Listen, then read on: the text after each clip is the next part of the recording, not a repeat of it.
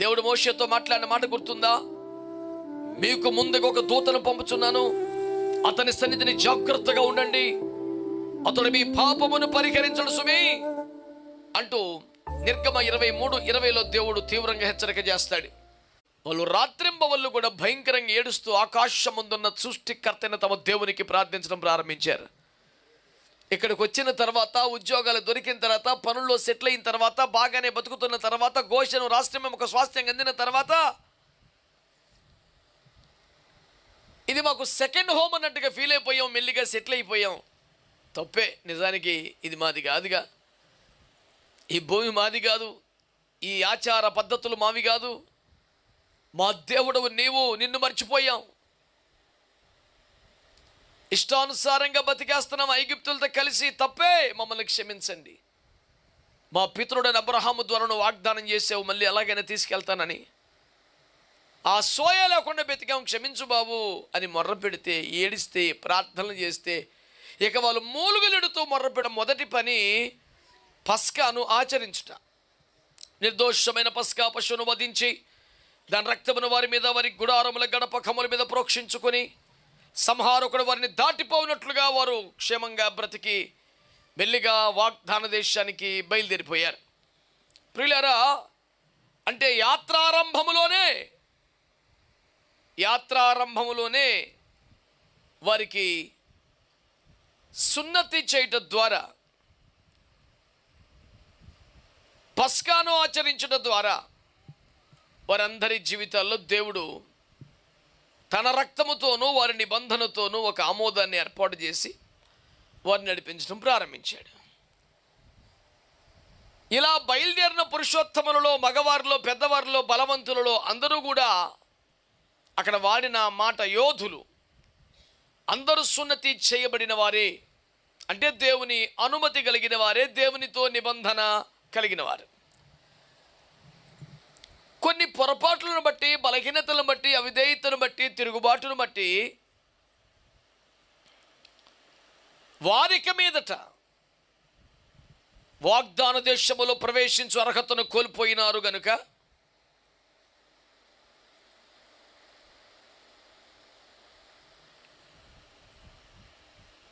అరణ్యములోనే వారంతా చనిపోయినారు.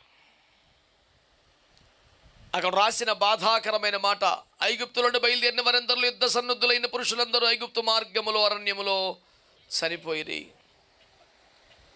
యోధులంతా చచ్చిపోయారు, బలాఢ్యులంతా చచ్చిపోయారు, నిబంధన కలిగిన వారు చచ్చిపోయారు, సున్నతి కలిగిన వారు చచ్చిపోయారు. వారు ఎన్నో అనుభవాలు దాటి వచ్చారు, కానీ వాగ్దాన దేశానికి చేరలేకపోయారు, మధ్యలోనే చనిపోయారు. వారంతా చనిపోయారనే మాట ఎంత విచారకరంగా, దుఃఖకరంగా, బాధకరంగా ఉన్నదో 7వ వచనంలో వారికి ప్రతిగా పుట్టిన కుమారులు అన్న మాట అంత ఆసక్తికరమైనది. అంటే మొదటి తరం వారు, పెద్ద తరం వారు, యోధులైన వారు, బలాఢ్యులైన వారు, కారణాలు ఏమైనా అరణ్యంలో రాలిపోయారు. బయలుదేరిన తర్వాత అరణ్య యాత్రలో, ఈ ప్రయాణములో ఉండగా పుట్టిన వారందరూ సున్నతి చేయబడిన వారు కాదు. వీరితో యాత్ర సాగాలంటే, వీరిని వాగ్దాన దేశానికి తీసుకెళ్లాలంటే, దేవుడు మోషేతో మాట్లాడిన మాట గుర్తుందా? మీకు ముందుగా ఒక దూతను పంపుచున్నాను, అతని సన్నిధిని జాగ్రత్తగా ఉండండి, అతడు మీ పాపమును పరిహరించడు సుమి అంటూ నిర్గమ 23:20లో దేవుడు తీవ్రంగా హెచ్చరిక చేస్తాడు. తోడుగా పంపుతాను, మీకు నీడగా పంపుతాను, మిమ్మల్ని కాపాడువాడిగా పంపిస్తాను, మీకు ముందుగా నడుస్తాడు, అయితే మీ పాపమును పరిహరించడు, చాలా జాగ్రత్తగా ఉండాలి మీరు అని చెప్పిన వారు సరిగా గమనించుకోలేదు, అనేకులు రాలిపోయారు. ఆయన సన్నిధిని జాగ్రత్తగా ఉండాలి, పాపమును పరిహరించడు కనుకనే సున్నతి పొంది దేవునితో నిబంధన కలిగిన వారై ఉండాలి. అయితే ఆ యోధులందరూ అరణ్యములో రాలిపోయారు. అక్కడ ఆసక్తికరంగా నన్ను ఎంతగానో ఆకర్షించిన మాట, వారికి ప్రతిగా పుట్టిన కుమారులు. ఆ మాట మీరు అనండి. ఆమేన్.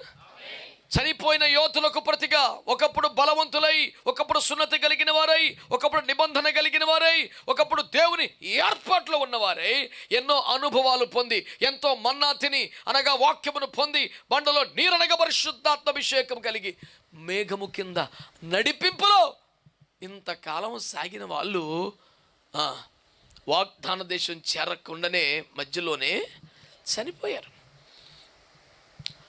కారణాలు అన్వేషించడం ఈ సందేశం యొక్క ముఖ్యోద్దేశం కాదు గనుక దాని జోలికి పోకుండా నన్ను ప్రభు ఆకర్షించి బలపరిచిన ఒక మాట మీ దృష్టికి తీసుకొస్తున్నాను. తొలినాటి అలనాటి యోధులందరూ నేల కొరిగారు. ఫస్ట్ జనరేషన్ క్రిస్టియన్స్ చాలామంది వారి జీవితాలు ముగించారు. ఇప్పటి తరములో ఉన్న మిమ్మలను, ఈ తరములో ప్రభువులోకి వచ్చిన మిమ్మలను మీరే మొదట నమ్మకపోయినా మీ తల్లిదండ్రుల్లో, లేకపోతే ఇంకెవరో ఇంకా ముందు వారో ప్రభువులోకి వచ్చిన దేవునితో ముఖాముఖి అనుభవం కలిగిన వారు, ప్రార్థనా జీవితము కలిగిన వారు, ప్రతి విషయంలో దేవుని చిత్తముని కనిపెట్టి తెలుసుకుని నిర్ణయాలు తీసుకుని అడుగులు ముందుకేసే స్థాయి ఉన్నవాళ్ళు, దేవుని లెక్కలో దేవుని దృష్టిలో యోధులు అనబడిన వారు. వాళ్ళు ప్రార్థనా యోధుల, విశ్వాస యోధుల, సేవలో, వాడబడుటలో, యుద్ధములో, యెహోవా యుద్ధములు చేయుటలో యోధుల, మొత్తానికి యోధులు. వాళ్ళు బయలుదేరింది కూడా యుద్ధ సన్నద్ధులై బయలుదేరారు. సకల ఆయుధములతో, సకలాస్త్రములతో బయలుదేరారు. ఏ వైపును శత్రువు అటాక్ చేసినా చంపిపాడేద్దాం అన్నంత శక్తితో బయలుదేరారు. అయితే బిడ్డలారా, వారంతా అరణ్యములో చనిపోయారు. అయితే అది ఎంతో దుఃఖకరం, విచారకరం, వేదనకరం. ప్రభు అంటున్నాడు, వారికి ప్రతిగా మిమ్మల్ని నేను ఏర్పాటు చేసుకున్నానని. దేవునికి ఒక మంచి స్తోత్రం చెప్పండి. సంఘములో కూడా చాలా కొద్ది మంది మాత్రమే తమ జీవితంలో, తమ తరములో మొట్టమొదటిగా వారి తండ్రులు, వారి తాతలు కాకుండా ప్రభువులోకి వచ్చిన వారు కొద్ది మంది ఉన్నారు. కానీ ఎక్కువ శాతం మంది వారి అమ్మలు, వారి తాతలు తరములుగా దేవుని సన్నిధిలో ఉన్నవారే, ఎరిగిన వారే ఎక్కువ మంది ఉన్నారు. ఒక మాట మీకు జ్ఞాపకం చేస్తున్నాను, ఇంకా యాత్ర చాలా మిగిలి ఉంది. ఆమేనండి. ఇంకా ఎంతో ప్రయాణము చేయవలసి ఉన్నది. ఈ లోపే దేవుని బిడ్డలారా, ఎందరో యోధుల్ని కోల్పోయాం, ఎందరో యోధుల్ని పోగొట్టుకున్నాం. బలాఢ్యులు, యుద్ధ సన్నద్ధులు, భీకరముగా దేవుని కొరకు పోరాడగలిగిన వారు, విశ్వాస యోధులు, ప్రార్థన యోధులు, సువార్త యోధులు, సిలువ యోధులు ఎందరో నేల కొలిగినారు. అయితే ఇప్పుడు మేము ప్రార్థనలో గొప్ప వాళ్ళము కాదని, మేము పరిశుద్ధతలో పరిపూర్ణతలోకి రాలేకపోతున్నామని, విశ్వాస వీరులం కాలేకపోతున్నామని, పట్టుమని స్వార్థ 10 మందికి చెప్పిన వారము కాదని, ఎక్కడ మేము యోధులం కాదు, ఎక్కడ మేము బలవంతులం కాదు. మేము కూడా ప్రభువులోకి వచ్చాం, మేము కూడా రక్షణలో ఉన్నాం, మేము కూడా చర్చకు వస్తున్నాం తప్ప ఆధారపడదగిన స్థాయిలో యుద్ధములు చేయగలిగిన వారిలో, యెహోవా సేనగా బయలుదేరగలిగిన వారిలో, యుద్ధ సన్నద్ధులై శత్రు ఎదురు భీకరముగా ప్రత్యక్షము కాగలిగిన వారిలో మా పేర్లు లేవు, మాకంత స్థాయి లేదు అనుకునేవారు ఉంటే, ఒకవేళ అది నిజమే కావచ్చు. కానీ ఒక సువార్త మీకు ప్రకటిస్తున్నాను, ఒక అత్యవసర సమాచారం మీకు ప్రకటిస్తున్నాను. ప్రభువే నేరుగా మాట్లాడుతున్నమాట. ఇదిగో మీ పితరులకు ప్రతిగా నేను ఆ యోధులకు ప్రతిగా మిమ్మల్ని పుట్టించుకున్నాను. దేవునికి స్తోత్రం చెప్పండి. ఇక మీద నేను మీతో నడవాలనుకుంటున్నాను, ఇక మీద నేను మీకు ముందు నడవాలనుకుంటున్నాను, ఇక మీద మిమ్మల్ని నడిపించాలనుకుంటున్నాను. ఇదిగో మీ పితరులకి ఎలాగో తోడుగా ఉన్నాను, మేఘముగా దిగి వచ్చాను, దూతగా ముందు నడిచాను, వీరికి మధ్యలో మేఘమై ఆవరించి కాపాడుతూ వచ్చాను, అలాగే మీతో కూడా ఉండాలనుకుంటున్నాను, మిమ్మల్ని వాగ్దాన దేశానికి చేర్చే వరకు తోడుగా ఉండాలనుకుంటున్నాను అని ప్రభు మాట్లాడుతున్నాడు. ఈ మాట గత రాత్రి నాకు ఎంతో ఆశ్చర్యాన్ని, అమితమైన ఆనందాన్ని కలిగించింది. ఒకనాటి పరిశుద్ధులతో పోలిస్తే, ఒకనాటి ప్రార్థనా పరులతో పోలిస్తే, ఒకనాటి శిలువ యోధులతో పోలిస్తే మన స్థాయి మరి ఎవరిని కలపకూడదు అనుకుంటే నా స్థాయి ఏమంత గొప్పది, ప్రత్యేకమైంది కాదు. చాలా దుఃఖం, భయం, వేదన కలుగుతుంది. తండ్రులు, తాతలు వాళ్ళ ఆత్మీయ జీవితాన్ని చూస్తే, నేను నా పేరును బట్టి కొత్తగా క్రైస్తవ్యంలోకి వచ్చానేమో అనుకుంటారు చాలామంది. నేను ఎప్పుడు చెప్పినా చెప్తూ ఉంటాను, నేను ఒక పాస్టర్ గారికి మనవండి, ఇంకో పాస్టర్ గారి కొడుకుని, నేను పాస్టర్ గారు 30 సంవత్సరాలు అయిందని. ఈ మాట కొన్ని వేల సార్లు చెప్పుంటాను. తాతయ్య గారి సేవ గురించి ఆంధ్ర క్రైస్తవ సంఘ చరిత్రలో రాయబడిందని కొన్ని వేల సభల్లో మాట్లాడి ఉంటాను. నేను ఎంత చెప్పినా, ఎంత వివరణ ఇచ్చినా ఎవడికి నచ్చిందాడు పెట్టేసుకునే సిగ్గుమాలిన పనికిమాలిన అడ్డగోలు సోషల్ మీడియా తగలబడి ఎవడికి వచ్చిందాడు రాసుకునే దరిద్రం తగలబడింది.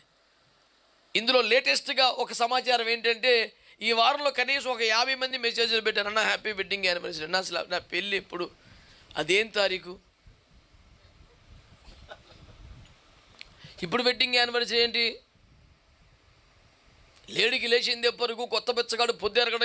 ఈ వ్యవహారం అంతా ఈ బ్యాచ్ వీళ్ళకి హేతువు ఏంటి, వీళ్ళకి ఆధారం ఏంటంటే ఆడెవడో ఇన్స్టాగ్రామ్లో పెట్టండి. అసలు ఆడెవడు, ఆడి సోర్స్ ఏంటి? మనకంటూ ఒక అఫీషియల్ ఛానల్ ఉందిగా, ఏదైనా ఇందులో ప్రకటిస్తూనే ఉన్నాగా. సంఘ కార్యక్రమాలు మొదలుకొని ఐఎఫ్జెల్ దాకా ప్రతిదీ ఆన్లైన్లో పెడుతున్నాగా. నేను ఎవరో ఒక ఆయన నన్ను చాలా సంవత్సరాల క్రితం, మీరు ఏదో మొత్తానికి మాయ మాటలు చెప్పేసి అంటే, అంత సీన్ లేదు సార్, ప్రతి మాట ఆన్లైన్లో ఉంటుంది, 4 ఆరాధనలు ఆన్లైన్లో ఉంటాయి. ఏదో ఒక మాట చెప్పి లాగేసే దరిద్రం ఉండదు, అసలు ఛాన్సే లేదు, ప్రతిదీ పబ్లిక్గానే ఉంటుంది.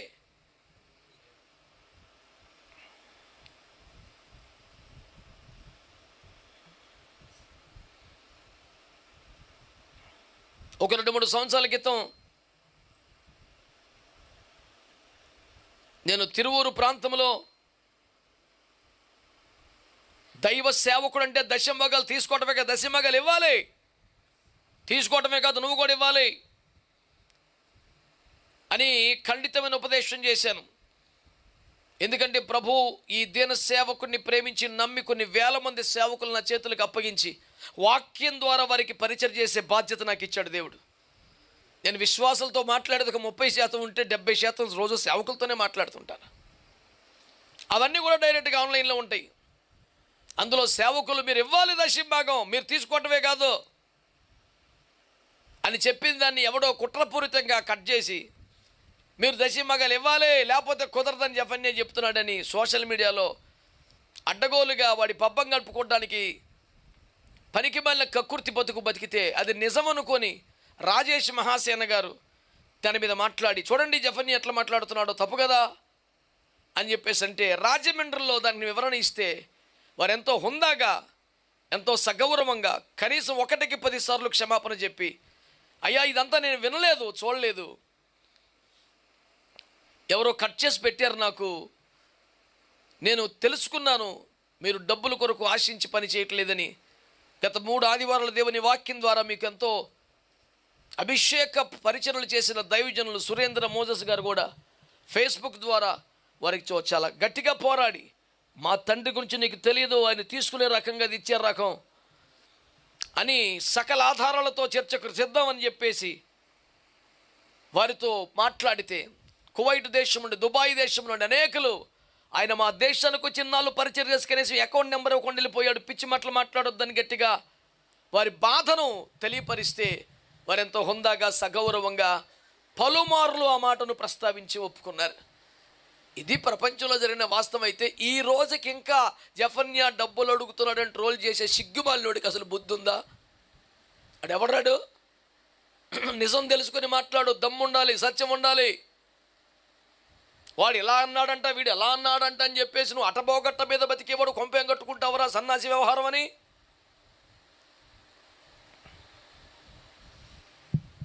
ఇన్నేండ్ల సంఘ చరిత్రలో 20-25 ఏళ్ళుగా విశాఖపట్నంలో జరుగుతున్న సేవలో కానుకల పెట్టెలో కానుకలు వేయిచున్న వారిని యేసు నిలబడి చూచుచుండిన వాక్యాన్ని గౌరవించి, మంద కాచువాడు మంద పాలే తాగాలేన నియమానికి లోబడి, సువార్త చేయవాడు సువార్త వల్లే జీవనం పొందాలని నియమానికి లోబడి,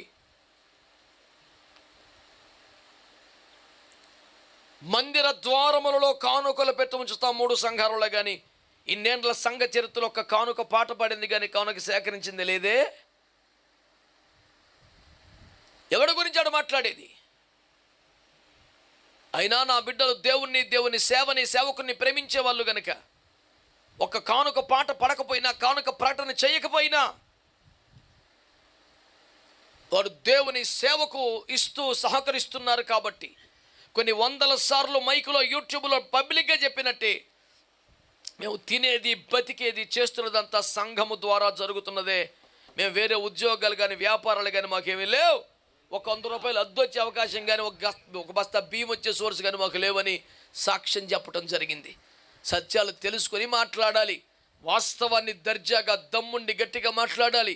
విమర్శించబడటానికి వీలు లేని, విమర్శించబడకూడని స్థానంలో మేమేం లేవు. విమర్శించబడాలి. సర్వసాధారణమైన సేవకులవే. తప్పుంటే ఒప్పుకోవడానికి, సరి చేసుకోవడానికి, పశ్చాత్తాపడడానికి సిద్ధం. తప్పు లేకపోతే చెప్పుతో కొట్టినట్టు జవాబు చెప్పడానికి కూడా సిద్ధం. ఇందులో ఎక్కడ డోకా ఉండదో. యేసు రక్తమే జయం. యోధులందరూ చనిపోయారు, మహానుభావులు చనిపోయారు, పరిశుద్ధులు చనిపోయారు, పెద్దలు చనిపోయారు. వారితో పోల్చుకుంటే నా బతుకెంత, నా సేవ ఎంత? ఒక నీ విషయంలో కూడా అంతేనేమో. మీ అమ్మ చేసిన ప్రార్థన చేయలేకపోతున్నావేమో. మీ నాన్న అంత నిష్టగాను ఉండలేకపోతున్నాం భక్తిలో. వారు పెంచినంత రోషముగా క్రమముగా బిడ్డల్ని పెంచలేకపోతున్నావేమో. కానీ దేవుని వాక్యం చెబుతుంది, విను. ఆ యోధులకు ప్రతిగా కుమారులు పుట్టారంట. దేవునికి స్తోత్రం కలుగునగా. తొలితరము సేవ, పరిశుద్ధులైన సేవ, విశ్వాస యోధులు, సిలువ యోధులు, ప్రార్థనా యోధులు, దేవుని కొరకు పోరాడని యోధులు, అలాంటి వారిని కోల్పోయిన మాట నిజం. అది ఎంతో దుఃఖకరం. అయితే బాధపడొద్దు. కొత్తగా ప్రభు మాట్లాడుతున్నాడు. ఆ యోధులకు ప్రతిగా మిమ్మల్ని పుట్టించుకున్నాను నేను. దేవునికి స్తోత్రం చెప్పండి గట్టిగా. మనం అరణ్యమందు పుట్టిన వారం అంటే విశ్వాస ప్రయాణంలో పుట్టిన వారం. ప్రభు నమ్మిన తర్వాత పుట్టిన వాళ్ళం. ఈ భక్తిలోకి వచ్చినాక పుట్టిన వాళ్ళం. ఈ లైన్లోకి వచ్చాక పుట్టిన వాళ్ళం. మన మీద దేవుడు కొన్ని ఆశలు పెట్టుకున్నాడు. మన కొరకు అద్భుతమైన అవకాశాలు ఏర్పాటు చేశాడు. మనల్ని యోధులు ఏర్పాట్లో ఉంచాడు. యుద్ధ సన్నద్ధులుగా ఊహిస్తున్నాడు. మన ముందు నడవాలనుకుంటున్నాడు. మన వెనక ఆవరించాలనుకుంటున్నాడు. మనల్ని విజయ పదాలను నడిపించి వాగ్దాన దేశానికి చేర్చాలని దేవుడు కోరుకుంటున్నాడు. దేవునికి స్తోత్రం చెప్పండి మంచిగా.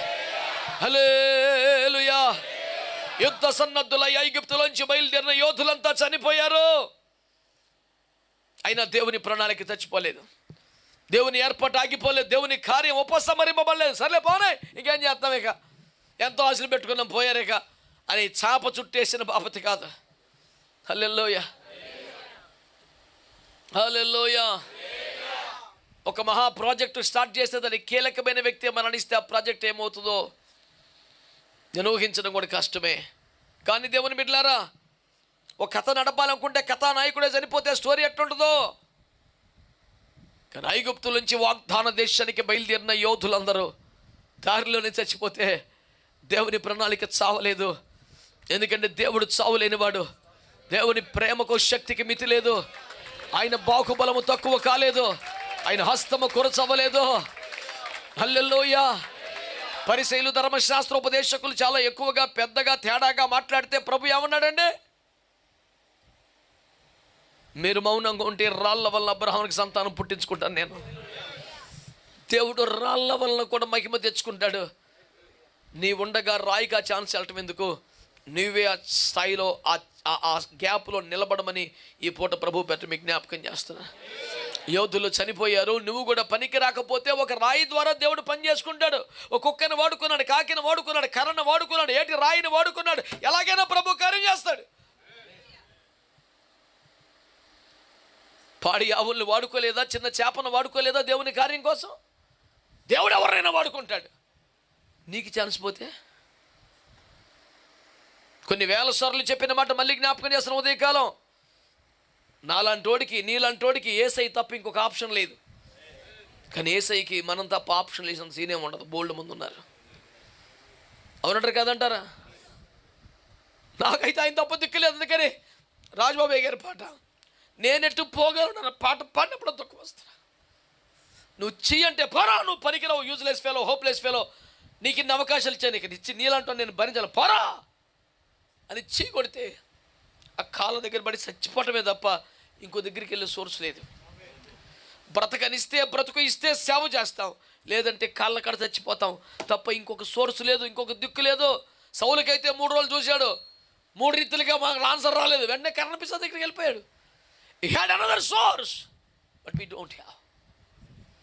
ఆయన మాట్లాడకపోతే సరిపోవటమే, ఆయన విడిచిపెడితే అంతే, ముగింపే, ఇంక లేదు. అందుకనే నువ్వు మాట్లాడని రోజున క్షణముకు యుగం అయిపోయిందంటే 100% మన ఆత్మలు ఏకీపించింది. నిజం నిజం. అలా చెప్పడం మనకు రాలేదు. ఆ దైవజనుడు చెప్తే కరెక్ట్ అని ఆ ప్రత్యక్షతో ఏకీభించి కన్నీళ్లతో ప్రభు కాళ్ళ మీద పడుతున్నాం. ఆస్ట్రేలియాకి పోయిన మొదటి రోజుల్లో కూడా నేను ఆ పాటతోనే వర్షిప్ చేశాను. ఎంతో హృదయం అంతా ఒక దైవజనుడు నడిపింపుతో ఏకీభించి, నిజమే కదా, ఒక క్షణం ఒక యుగం అయిపోతుంది, గడపట్లేదు, కష్టమైపోతుంది. ఒక్కసారి నువ్వు కనపడితే ఒక్క మాట, నా కుమారుడా ఎల్రా ముందుకేని ఒక్క మాట చెప్తే ఆ బలం వేరుంటుంది. ఒక ఉద్యోగమైనా, వ్యాపారమైన, వివాహమైనా దేవుని సెలవులకు నడుగు పెడితే టెన్షన్తో సావడమే. ఈ దేవుని చిత్తమా కాదా, ఎదరికి వెళ్ళాలా వద్దా, ఏమవుతుందో ఏంటో, దీనికి నేనే బాధ్యత వహించాలేమో, దుష్టు ట్రాప్లో పడిపోయానేమో. అది ఒక్క మాట, నా కుమారుడు ఎల్రా నువ్వు అంటే ఎంత ధైర్యం వస్తుంది. రమ్మని ఎవడొస్తాడు, ఇక భయం ఉండదు. మరణమును కౌగిలించుకొనగలిగిన దమ్మున్నవాడు క్రైస్తవుడు ఒక్కడే. మరణమాని ముల్లెక్కడని గర్జించిన యేసునాథుని బిడ్డలుగా మరణాన్ని ఒక మలుపుగా మాత్రమే తీసుకొని మహిమలోకి అడుగుపెట్టి స్థిర విశ్వాసం, నిరీక్షణ కలిగిన వాడు క్రైస్తవుడు. శ్రమకు భయపడతాడా, కష్టానికి భయపడతాడా, వ్యతిరేకతకు భయపడతాడా? నీవు నా పక్షమై ఉన్నందునే జయమే జయమే ఎల్లవేళ జయ. పరిశుద్ధుల అనుభవాలు ఎంత ఆశీర్వాదకరం, ఎంత ఆశీర్వాదకరం. ఒక్కొక్క మాట గంటలు గంటలు ప్రభు సన్నిధిలో గడపడానికి ఆ పాటలు ఎంతగానో సహాయపడుతుంటాయి. ఒక అంశంతో, ఒక భారంతో, ఒక దుఃఖంతో మోకరిస్తాం. 1 గంట 2 గంటలు ఏడుస్తాం, ప్రార్థనలు చేస్తాం. ఆ తర్వాత గ్యాప్ వచ్చే మూమెంట్లోనే ఏదో ఒక పరిశుద్ధుని యొక్క అభిషేకపు గీతను మైండ్లోకి వస్తుంది. అది తీసుకెళ్ళిపోద్ది, ఇంకెదరికి నడిపించేస్తుంటుంది.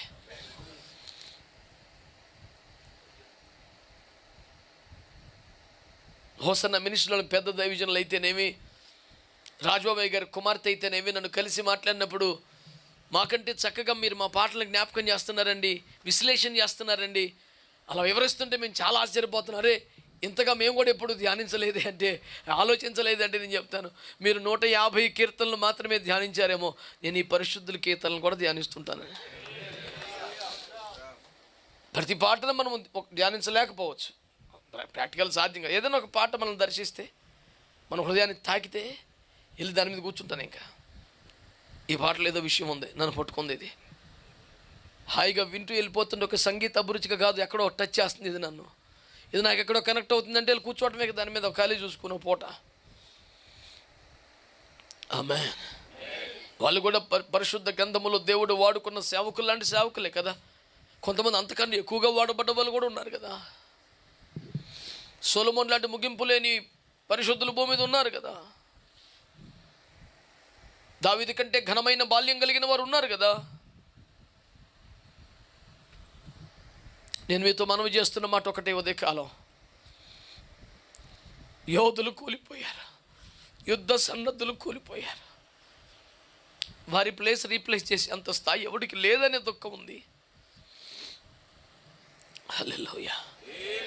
కానీ ప్రభు అన్నాడు, యోధులకు ప్రతిగా అరణ్యములో పుట్టిన కుమారులను ఏర్పాటు చేసుకున్నాను. ఇలా గొప్పతనం ఏంటి తెలుసా? నా హృదయం ఎంతో ఉప్పొంగుతుంది పూట, మాటలు పెగలనంతగా. హల్లెలూయా. వీళ్ళ ప్రత్యేకత ఏంటి తెలుసా? వీళ్ళు ఐగుప్తులో పుట్టలేదు. వీళ్ళ ప్రత్యేకత ఏంటి తెలుసా? వీళ్ళు ఫరో ఖడ్గపు నీడలో బ్రతకలేదు. వీళ్ళ వీళ్ళ వీళ్ళ వీళ్ళ ప్రత్యేకత ఏంటి తెలుసా? ఐగుప్తు దేశాచారముల్లో పెరగలేదు. వీళ్ళు పుట్టడమే పస్కా రక్తము యువతలకు వచ్చాక పుట్టారు. వీళ్ళు పుట్టడమే మేఘము కింద పుట్టారు. వీళ్ళు పుట్టడమే మన్నా తిన్న తల్లిదండ్రుల కడుపులో పుట్టారు. వీళ్ళు పుట్టడమే బండలో జలములు త్రాగుతున్న వారి కడుపులో పుట్టారు. వీళ్ళ అనుభవాలన్నీ మహిమకరమైనవే, వీళ్ళ అనుభవాలన్నీ పరలోక సంబంధమైనవే. చిన్నప్పటి నుంచి చర్చిలో పుట్టి పెరిగిన వారులారా, సండే స్కూల్లో పెరిగిన వారులారా, ఉపదేశ క్రమంలో ఎరిగిన వారులారా, మీరు కూడా విశ్వాసంలో బలహీన పడితే ఎలాగా, మీరు కూడా లోక స్నేహంలో పడిపోతే ఎలాగా, మీరు కూడా సినిమాలకి సిగరెట్లకి అలవాటు అయిపోతే ఎంత ఘోరం, మీరు కూడా తల్లిదండ్రులకి అవిధేయులుగా మారిపోతే ఎంత ఘోరం. అది మీరు అరణ్యంలో యాత్రానుభవాలలో బండలో నీళ్లు తాగిన వారుగా, మన్నా తిన్నవారుగా, మేఘ కింద నడిచిన వారుగా, దూత వెనక నడిచిన వారుగా, మీరు ఐగుప్తీయుల కంటే ప్రత్యేకమైన వారుగా ఉండాలి కదా. మీకు అరణ్యాత్ర అనుభవాలు ఉండాలి తప్ప ఐగుప్తు బుద్ధులు ఉండడానికి వీల్లేదు. ఐగుప్తు ఆశాలన్నీ విడచి, వాళ్ళు అసలు మనకు ఆ ముక్తనే తెలియదు కదా అని చాలామంది అడుగుతారు. మీ పేరులో శాస్త్రం ఎందుకు ఉండకూడదు? అదేం చెడ్డ మాట, బూతు మాట, విగ్రహ సంబంధమైన పదమా? ఏంటిది అది?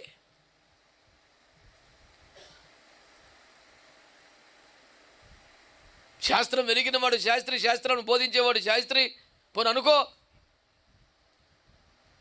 కొందరు గాంధీ గారి పేరు పెట్టు, కొందరు నెహ్రూ గారి పేరు పెట్టుకున్నాను, నేను లాల్బహదూర్ శాస్త్రి పెట్టుకున్నాను. పోనీ అనుకో, ఇప్పుడు వచ్చిన లాస్యం ఉంది.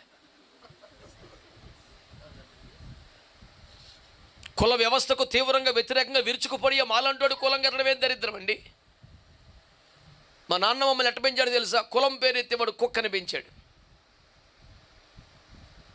డాడీ దగ్గర ఆ పదం ప్రస్తావించాలంటే గజ్జున చెమటలు పట్టే పరిస్థితి.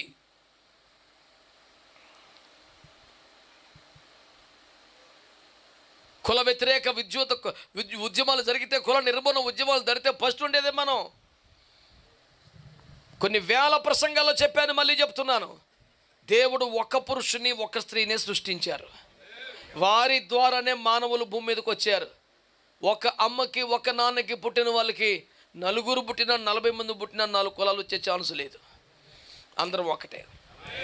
భారతీయ సిద్ధాంతం వసుధైక కుటుంబం అనేదాన్ని పిచ్చిగా నమ్మి ప్రపంచమంతటా ప్రకటిస్తున్న ఒక వ్యక్తి జెఫన్యాని జ్ఞాపకం చేస్తున్నా. దేవుళ్ళ పేరిట మతాలు పుట్టి, వృత్తుల పేరు మీద కులాలు పుడితే ఏం సంబంధం అండి కుటుంబాలకి దీనికి? కొంతమంది దుర్మార్గ దుష్ట దాష్టిక నిర్ణయాల, పాపిష్టి కార్యాల ఫలితమే కుల వ్యవస్థ భూమి మీద. అదే కులమైనా సరే దుర్మార్గమే.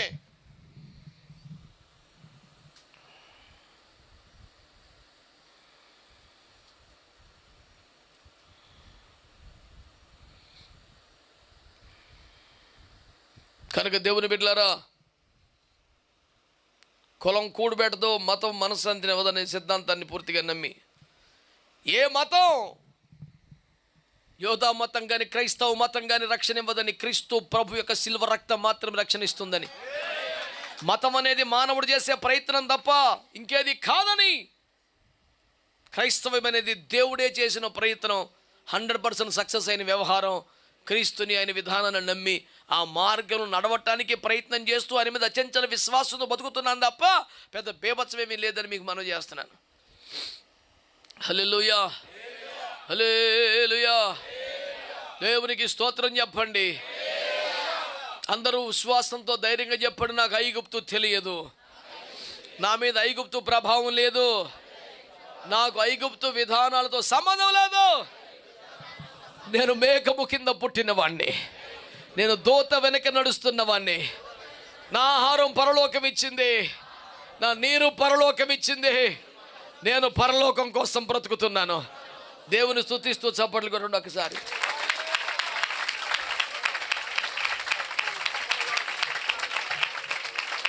హల్లెలూయా. దేవుని వాగ్దానం మనకు చేస్తున్నాడు. ఇదిగో యోధులకు ప్రతిగా మిమ్మల్ని పుట్టించాను నేను.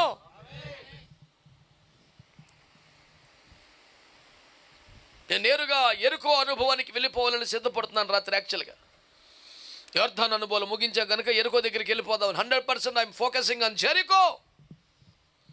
కానీ పరిశుద్ధాత్మ దేవుడు నన్ను ఇక్కడికి తీసుకొచ్చి ఆఫ్ చేశారు. యోధులకు ప్రతిగా నేను ఈ తరాన్ని లేపుకున్నాను.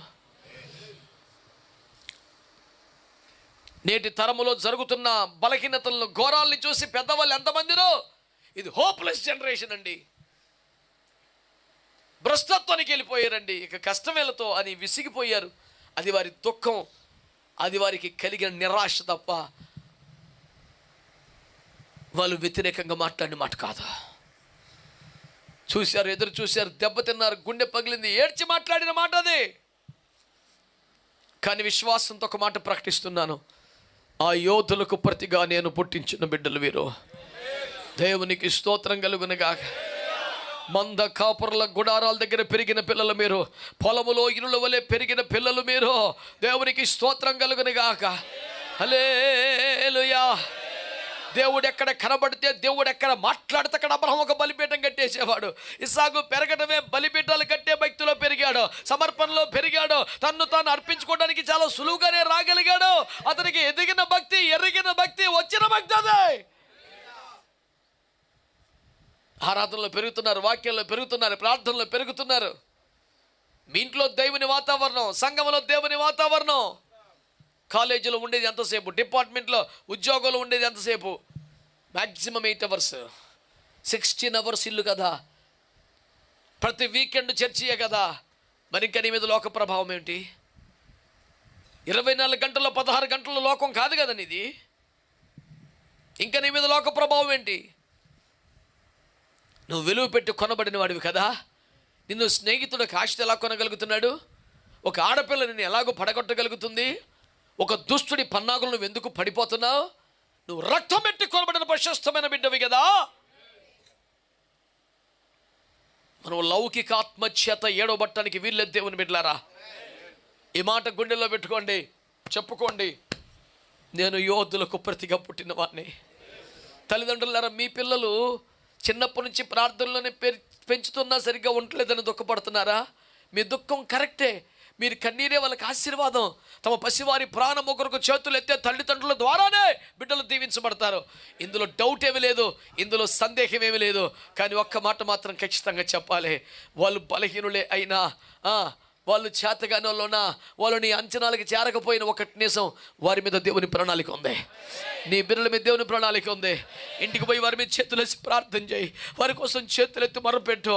ప్రభా, ఇంకా పిల్లల కొరకు ఎదురు చూస్తే వారు దేవునికి మాట ఇవ్వండి. ప్రభా, నువ్వు నన్ను జ్ఞాపకం చేసుకుంటే నాకు సంతానాన్ని ఇస్తే, ఒకవేళ నాకు ఇచ్చిన బిడ్డలను ప్రభా ఇప్పుడు ప్రార్థన చేస్తున్నాను, వీళ్ళు నీ సంకల్పంలో పుట్టిన వారే, నీ ఏర్పాట్లో పుట్టిన వారే, మన్నాలో పెరుగుతున్న వారే, ఈ జలములో పెరుగుతున్న వారే, మేఘపు నీడలో ఉన్నారు, దోత వెనక ఉన్నారు, వాగ్దాన దేశానికి వెళ్తున్నారు.